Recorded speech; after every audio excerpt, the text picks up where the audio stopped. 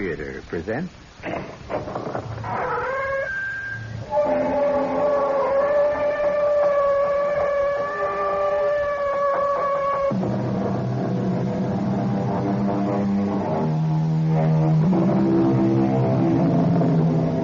Come in. Welcome. I'm E.G. Marshall. Of all the murder mysteries, the plot which most intrigues me is the locked room. And when you take that as an ingredient and add to it elements of the supernatural, both sacred and profane, then you have a tale to tantalize and terrify, such as the one I bring you now. Now look, Doctor, the law is... Excuse me.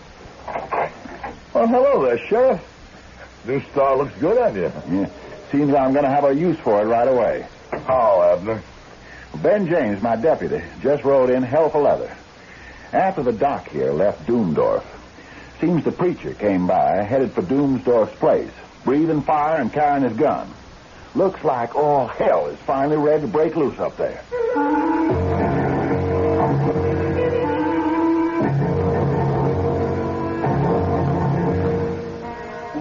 Our mystery drama, The Sealed Room Murder, was adapted from the M.D. Post story, The Doomdorf Murder, especially for the Mystery Theater by Ian Martin, and stars Howard Da Silva and Fred Gwynne.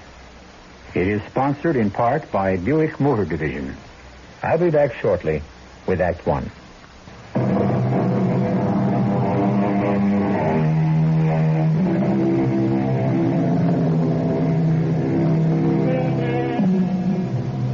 Evil and violence go with a pioneer state. But the counterbalance has kept us viable as a nation, brought us to leadership around the world. Compassion, fair-mindedness, and the essential ingredient of America, a shrewd and pragmatical eye, tempered by religion, has built us a keel which so far has kept our ship of state steady. So much for philosophy. As for the story, let Judge Randolph tell us that. The pioneer was not the only man in the great mountains behind Virginia. Strange aliens drifted in after the colonial wars. Adventurers who were with Braddock and LaSalle and rode out of Mexico after her many empires went to pieces. Doomdorf was one of them. I shall never forget that first day he walked into the land office. Huge, black-bearded, with broad, thick hands, with square fingers. Even Abner's bulk seemed to diminish in front of him, and the child who followed Doomdorf diminished to a pygmy. It's the place where I buy. Should I want for the land? Yeah, I reckon. Depends on what you want it for, Mr. Doomdorf. Angelos Doomdorf. Oh, excuse me. This is Mr. Randolph. I should say one of our foremost lawyers in town. Saving only, that's all we got right now. One. I'm Abner Dale, county clerk. I reckon you'd term me. And what would you want this land for? To live on. Uh-huh. You and your daughter. Me and her, yes. Well, now, I got a copy of the Washington Survey and the original Crown Grant here. I have it leaked already. Show you here on survey map I got from Capitol. Now, let's see. There? That's it. You sure there's land you want, sir? I think what Abner means to say is this wedge of rock has never been worth even running the lines. Do you know what you're getting into? Have you seen this piece of property? Yeah. It's a forbidding pile of rock, Mr. Doomdorf, and isolated. The land is mine. I want it. Well, pretty mean up there right now with the wind and no shelter. I have tent, sleeping bag. All my life I live rough. Well, that's all very well for you, but for the little girl... What is good for me is good for her. I don't think you quite understand. As a lawyer, I should not like to see you taken advantage of. The parcel of land which you have bought was never surveyed because it is not worth surveying. It consists almost entirely of rock. I know what he's like. He's right for me. Well, how are you going to feed? Ain't much game running up in that part of Western Virginia. I make out all right. Here is gold. Enough. Hey, look at there. Pieces of 8, ducats, English guineas, American dollars. Yeah, you're quite a traveler, Mr. Doomdorf. What I do is my business. And I mind my own business. I don't like anyone who stick his nose in my affairs. You take the money and give me the paper so I can go. No offense, just trying to be friendly. That's Angelus. Angelus. All right. Yeah. Want to spell your other name? I don't know. You right. You tell me. Doomdorf.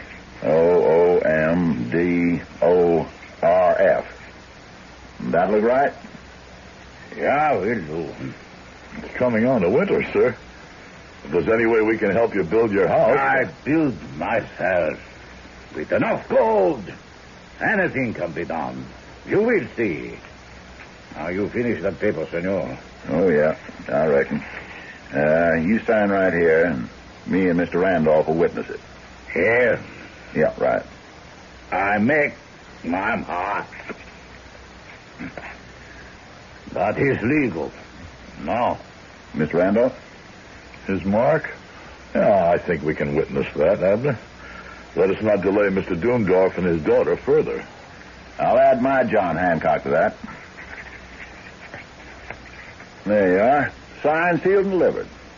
Your deed of possession to what we call the Devil's Hump. And welcome to our community.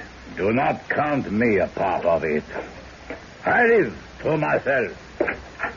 Come, you. Well, if that don't beat all. A hard man. Evil man. One who's done a lot of living. Notice the scars? Yeah. I'll wager he has bullet wounds underneath his shirt to go with the knife tracks. I sure wish he hadn't chosen our neck of the woods to hide out in. Hide out? What else would you figure? The Devil's Hump is no place for a man to make his home. That's a place for a man to set his back against the wall to fight off what he knows is coming after him. I suppose you're right, Abner. The more's the pity. Why? Oh, that innocent child should be dragged along to share such an exile. Yeah. You get a real close look at her. What was she? Dumb that she couldn't speak? I doubt it. Afraid. And now you got it. Afraid and beaten. Well, I pity her. That's a hard man. For all he seeks solitude, I doubt he'll find it. We have not seen the end of Mr. Doomdorf. Only the beginning. I'll stake my life on it. But it was not my life that was to be staked, but others. For a while, my uneasy feelings seemed just to be based on a negative reaction to Doomdorf himself.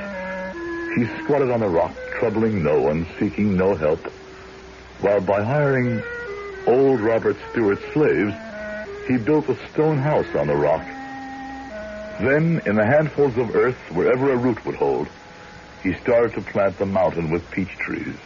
Then the beginning of the end began to start. Hey, Rosa, una cervera beer, huh? You're new in town. So? The lady behind the bar is the owner, a widow lady. Her name is Mrs. Cambridge. That's all right, Abner. Here's your beer, vaquero. Muchas gracias, la dama Cambridge. Senora will do.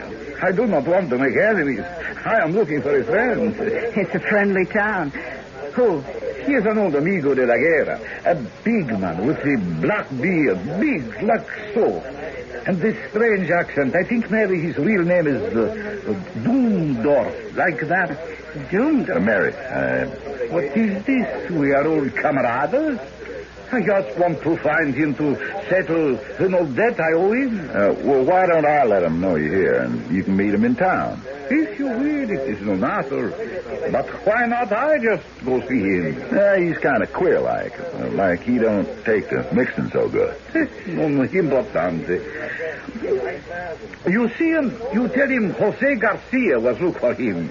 But I have not so much time. Maybe on my way back I look him up then. Hasta la vista. I'll see you. Why didn't you tell him where to find Doomdorf? Just a crazy notion, maybe, but I got it set in my mind that he wanted to see him to put a bullet in him. We found the man who said his name was Jose Garcia, snagged on a rock at the Devil's Elbow, 2 to 3 miles below Doomdorf's mountain eyrie. His neck was broken. That was the first of the Doomdorf incidents. So many during the next 10 years, I wouldn't wear your patience to recount them. Only the highlights. There was the night before we knew what use Doomdorf was putting his peach crop to, when he arrived at Mrs. Cambridge's inn, primed with liquor, an insensate beast. $10. Not enough. So, 15, 20. I think you've had enough to drink, Mr. Doomdorf. I must ask you to leave. What? A prostituta who runs a cantina asked me to leave. The lady asked you to ride out, mister. Better you go easy. By yourself. You mean I don't go? You make me. Yeah, no cause for any ructions. You've been drinking. Oh, you want to make trouble. Not me. I just want to keep the peace. Then step. Hail. 25. Okay, that does it. Abner, no. Too late. We fight now. Outside. I don't want to fight. What for? You fight me here or outside. One way or other. There were 2 big men, but Abner was a peaceful man and sought only to protect himself, while Doomdorf was a maniac. He gouged, butted, kneed, and finally it took 6 of us to pull him off and lodge him in the jail for the night. Abner took it in his stride, and he did everything. He was battered and bruised, and just maybe, if he'd used his whole strength, he could have broken Doomdorf. But Abner's strength was in the mind as well as in his bulk. The next highlight in the career of the man whose name spelled his future was the arrival of the circuit rider. The days of Sodom and Gomorrah are upon us. Here's the man who takes the fruit of his field and makes a white liquid fury to destroy men's minds and their souls, and who is ready to bring out your daughters and your women like Lot for the use of any eternal seance. But the town was not yet ready to make any move against Doomdorf. His still was popular. He made a fair brand of white lightning until the ultimate, the unforgivable, the certain shame all those of us who knew or at least sensed the truth brought everything to a head. On a wild, rainy night, while Doc Jeffers and I were playing chess at his house, there came a hammering at the door. Yeah. Let me in. Doomdorf, come on in. Well, what is it? The woman. She was in labor. I tried to bring Bambino. No good. You come? Yes, of course. Of course, I'll get Pancho and saddle my horse. I waited all night for Doc Jeffers to return. It was long past sunrise, with the rain still coming down, that he did. Well? I am a pragmatic man, and I subscribe to no religion, but by damn, I wish this moment I had a God to pray to. Why? He left that child to abort a dead baby. It's a miracle she isn't shot in septicemia. He didn't want a baby. I'm a judge now, Ray. Maybe I can help. No one can help. He's a beast, unprincipled and without pity or even simple human warmth, but he has papers to protect him.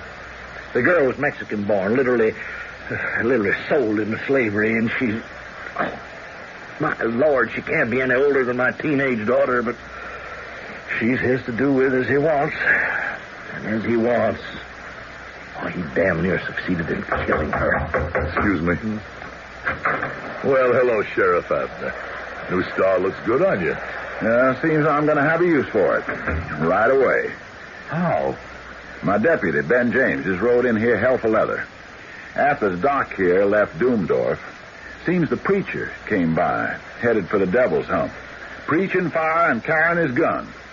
Looks like all hell is finally ready to break loose up there.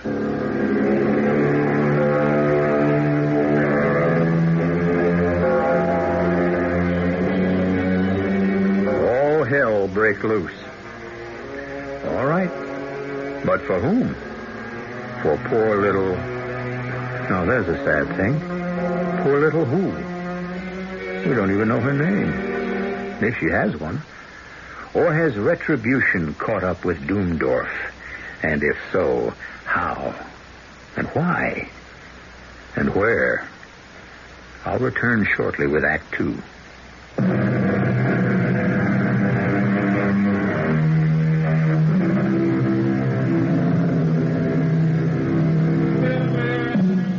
It was a long ride out to the Devil's Hump, and the afternoon sun was burning hot and steaming above the great chestnut trees that shaded the trail.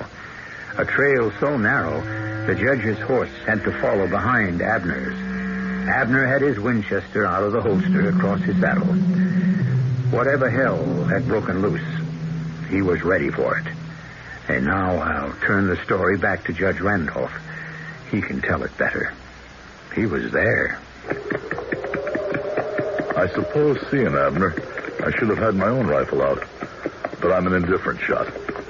And Abner, for all he loathes violence, can part a twig at 100 yards. I reckon there ain't no sense to push the horses up that rock trail, Judge. We'll dismount here and climb up the rest by foot. Seems quiet enough up there. I don't know. Look at them vultures up there. You know, when they start wheeling, there's only one good reason. Well, maybe we should have brought some men. No, I doubt it.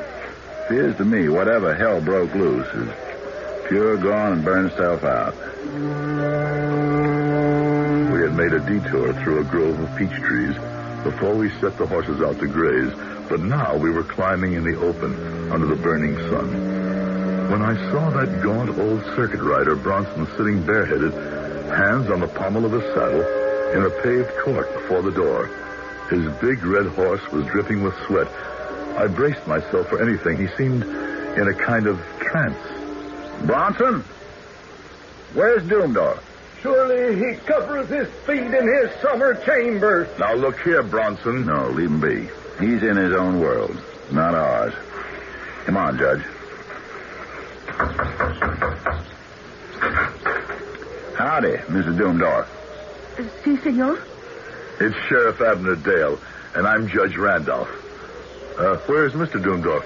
Oh, senor, he went to lie down in his south room upstairs after the midday meal.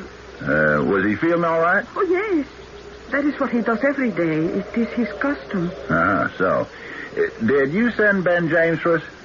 Send for you? Oh, no, senor. But come in. I will take you upstairs.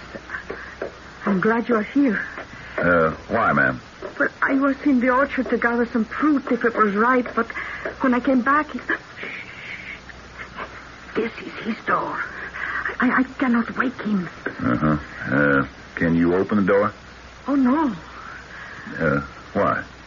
Why, are you afraid to? I could not. It is bolted. Does he always bolt it? When it goes to lie down, yes. Or whenever he sleeps anywhere. Why, because he's afraid of something? Oh, yes. Who?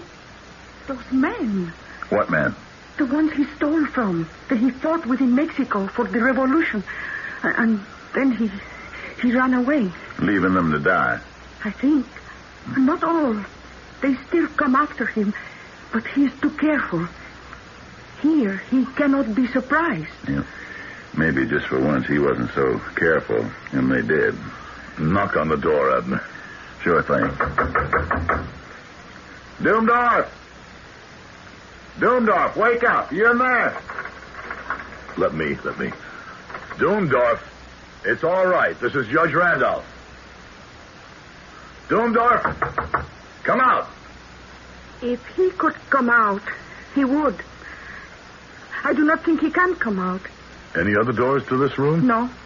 Windows? The casa, the house, is built on the cliff. No way in from the outside. All right, Abner. Let's break it down. Stand back, Judge. I'll get it. This time.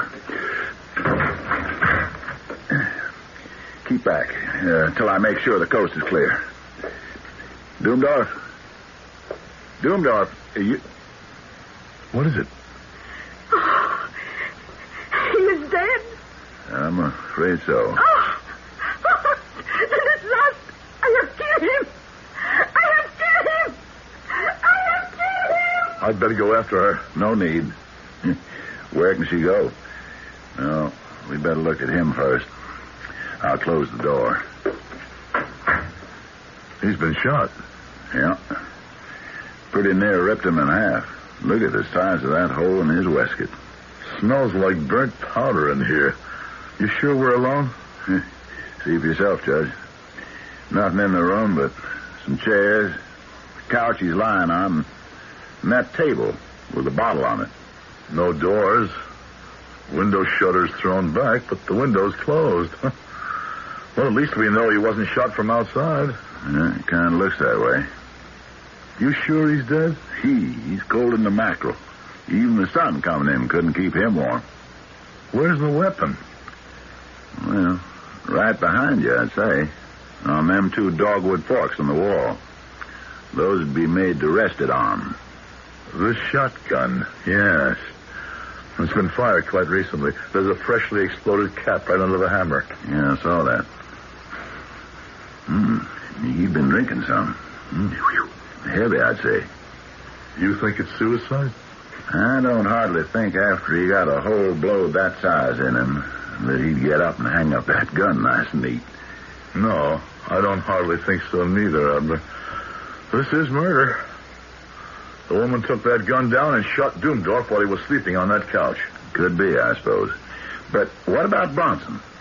He came in here breathing death and destruction. Oh, he's just a mad old circuit preacher. Who's been preaching a crusade far and wide through the hills against Doomdorf for furnishing this here moonshine. We have a murder on our hands. And you think the woman is guilty? Well, what else? Well, let's go ask Bronson first who killed him. But by the time we got to the outer courtyard, the old man had disappeared, although his red horse stood tethered to a rail. I hesitated for a moment or two, turning a strange and tragic event that had taken place over and over in my mind. Come with me, Judge, around the other side of the house, huh? Very well. Yeah, but stay behind me for cover. Cover from what? Who knows? There's a murder around here somewhere. Well, the woman has already confessed. I think she's not quite right in the head after all she's gone through. Hey, hold it. What? The back of the house. Flush with the edge of the cliff. Over 100-foot drop to the river. Judge, Doomdorf was a soldier, all right. Well, how do you reckon that for certain? Any good general first makes sure his rear is protected, and he couldn't be flanked. The only way to flush Doomdorf out was up that goat path we climbed to the house. He knew what he was doing when he made this his castle. Yes, Abner. I recognized that years ago when that man who called himself Garcia came looking for him. I'm sure there were others who came after all that gold he brought strapped in his money belt. Only one difference with them. Or maybe 2. What? They didn't ask questions, and we never found their bodies. I suppose you're right. I hold no brief for Doomdorf. The man reeked of evil. But the fact is, as officers of the law, we do have a body. And there are things to be done. Right enough. For the sun is getting low in the sky. You expect me to arrest the woman? Well, at least we must question her. Come. We should question Bronson, too. Why? It's a notion I got. Just to make it all neat and tidy. Yeah, there he is now. Bronson? I cannot tarry, brother. I am about the Lord's work. Where are you going? To that damnable still. With this axe, and in the name of him who is my shield and my strength, I shall destroy the evil work that immoral Doomdorf has wrought. Bronson? What? Who killed Doomdorf? Why do you have to ask? I killed him. I cut him down in the prime of his sin. By the Almighty, what is this, Abner? Everybody couldn't have killed him. Who can tell how many had a hand in it? Are you deliberately trying to mystify me? The thing is impossible. The impossible here looks like the truth. Come with me, Judge, and I will show you a thing more impossible than all.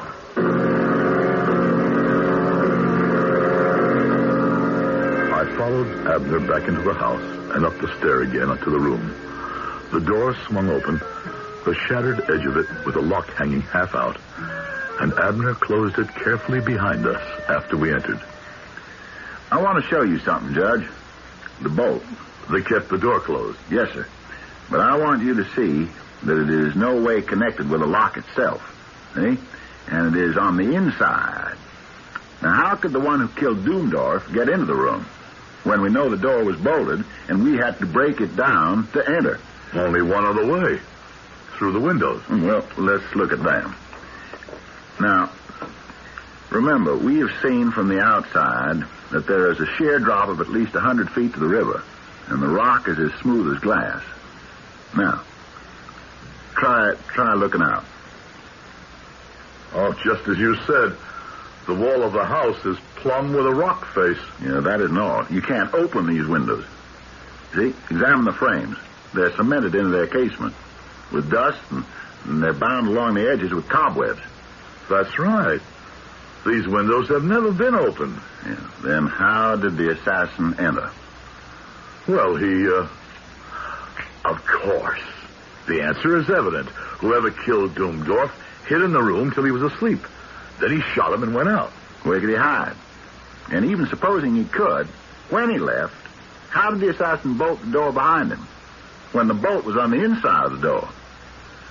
Then who knows? Maybe Doomdorf did kill himself. No, we ruled that out yesterday. Then there's only one open road out of the mystery. Both the woman and Bronson claim they killed Doomdorf. Let us go down and ask them, question them. No. In the law court, that procedure could be considered sound sense.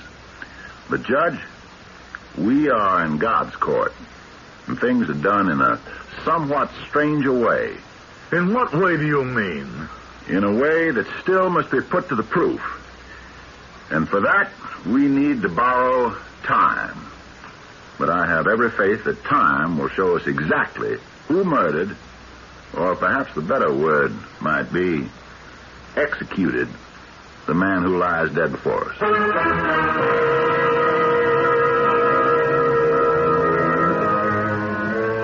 I said in the beginning, a story to terrify and tantalize. And tantalizing it must be. A man, alive and alone by himself in a locked room, has met death by the blast of a shotgun, neatly returned to its place on the wall. By whose hand? In what way? These are the questions, and others, to be answered when I return shortly with Act 3.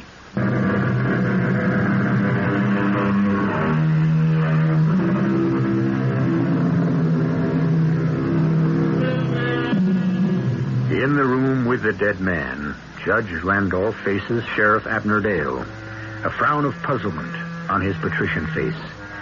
His eyes search the expression of the great lumbering young man in front of him, whose whole physical appearance suggests a man of action rather than one of thought or mental ability. The judge is the first to break the silence posed by the seemingly insoluble problem they face. What do you mean we are in God's court and things are done in a somewhat stranger way? Before we go question those who are so anxious to be convicted of the assassination of Doomdorf, let us find out, if we can, at what hour he actually died. How? I seem to remember he wore a watch.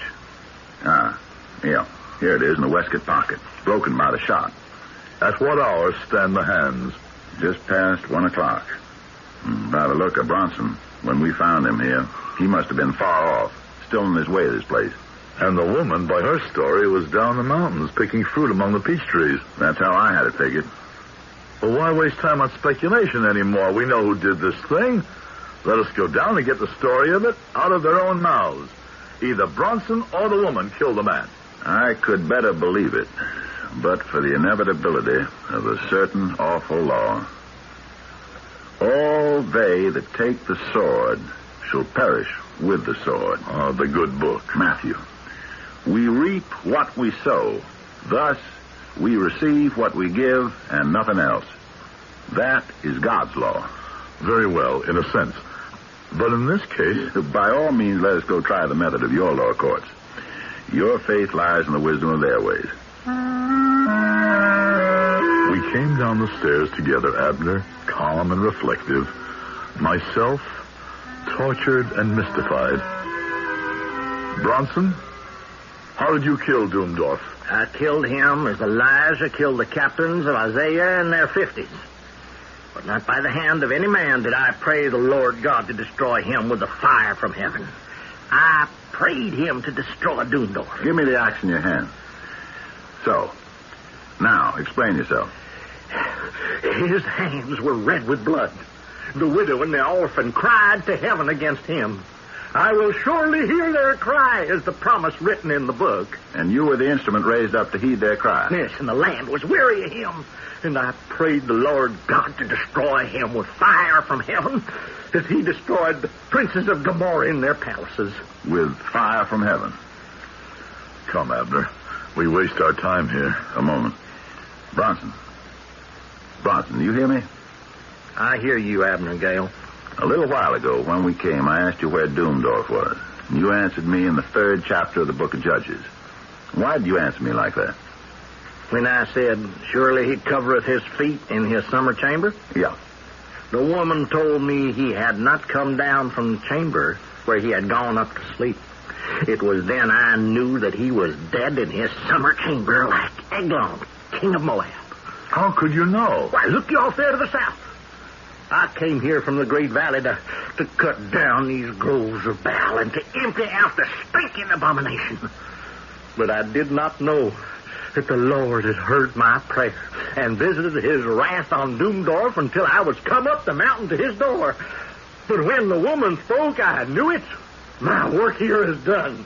I must ride where the Lord calls me. Just a minute. Why stop him? You're right. That was only wasted time. Bronson did not kill Doomdorf. But do you realize, Judge, how he did die? At least not by Bronson. And not by fire from heaven. Doomdorf was dead before Bronson got here with his fire-breathing scripture. The woman must be the guilty one. Night had entered the valley with the setting of the sun, and there were other things to do before the inquisition of the woman. By candlelight, the shadows weird and fearsome on the wall, we made a coffin. We put Doomdorf in it, straightened out his limbs, and folded his arms across his shot-out heart, and we set the coffin on benches in the hall. Then we kindled a fire in the living room, where the woman had put some meat and golden cheese and a loaf on the table. You have eaten enough? As much as is fitting. I will leave it as it is, in case you should want more. I am going now. Where? To the sea. And the ship.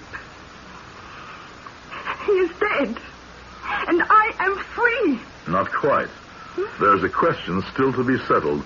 Who killed Doomdorf? But I have told you. I killed him. It was fair. Fair? Oh, I remember an old man sitting against a sunny wall and a little girl who plucked yellow flowers from the grass and put them in her hair.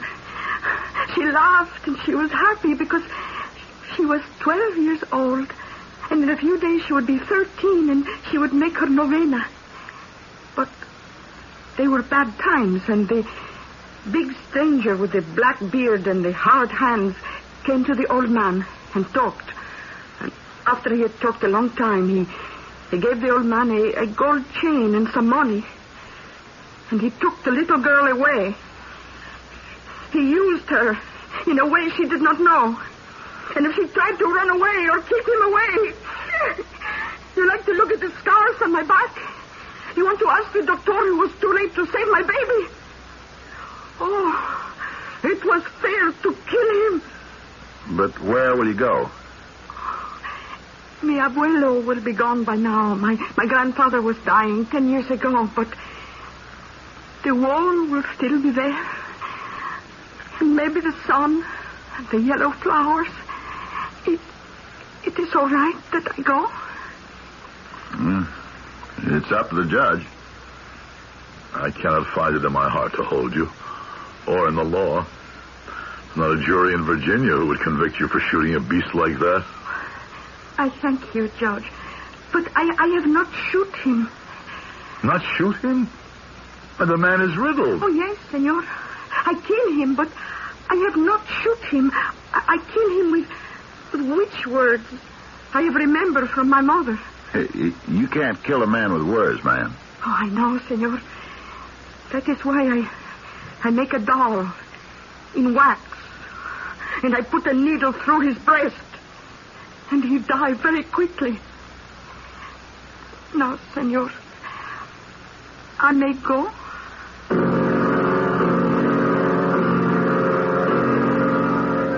It was good that you let her go, Judge. No, it was pathetic, a harmless little dream to rid herself of a monster with an enchanted straw man.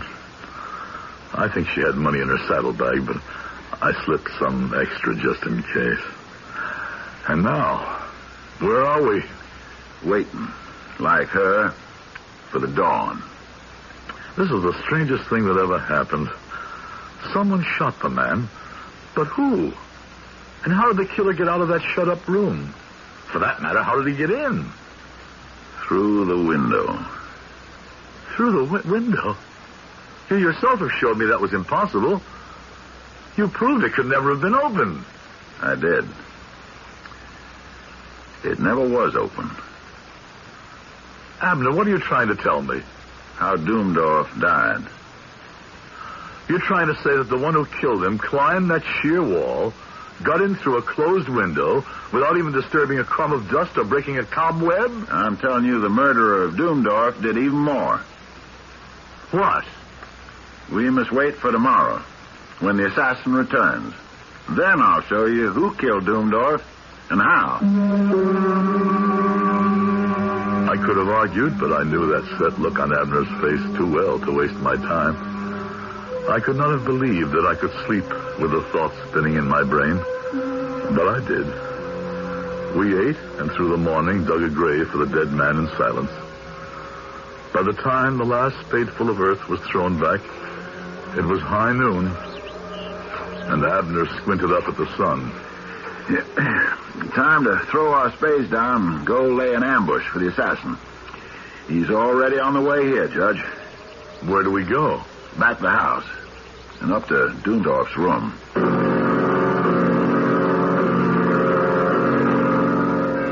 Now we must make certain preparations. What are you doing? I'm loading the shotgun as it was before it took Doomdorf's life. And now I place it back on its rack exactly as I found it. What do you want to do with this pillow and his coat? The blood is not entirely dry. Here, give him to me. We'll wrap the coat around the pillow as if it were a body and place it here on the couch just where Doomdorf lay. Now, look out the window. Is the day still clear? Not a cloud in the sky. Yeah, just like yesterday. If not hotter. Now for the moonshine, or this bottle of still liquor. Let's see. Good. You can see by the dust ring on the table that it sets just where it did yesterday as I return it to its resting place. Whatever you say, but I still don't see how. What? Shh. We are about to trick the murderer in the act. But we came without guns. How can we protect ourselves? We need no protection, Judge. It is all in the hands of the Lord. Look. The assassin is creeping along the wall. Where? Look. That point of light. I followed the line of his extended finger and saw what he meant. A tiny disk of focused, white-hot sunlight moving slowly across the wall toward the shotgun. He that taketh the sword shall perish by the sword. The water bottle, full of Doomdorf's liquor, is focusing the sun to the heat of a lighted match as it travels to the lock and firing pin of the shotgun. The answer to Bronson's prayer. The fire from heaven. Now, watch it. Now.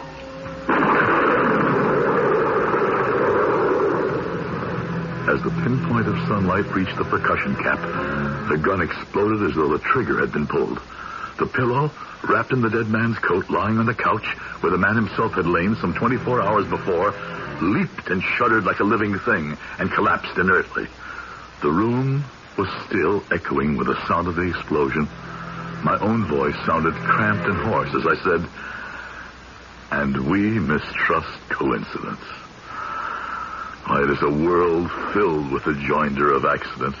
It is a world filled with the mysterious justice of God."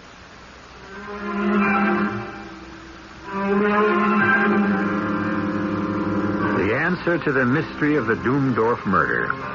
A fate well deserved. And brought only on himself by the dead man who had little right or reason to live. Wouldn't it be nice if an equal fate could be the lot of so many people each of us know? Except, who are we to be the judge? That belongs, thank God, to the higher power I inadvertently named. I'll be back shortly.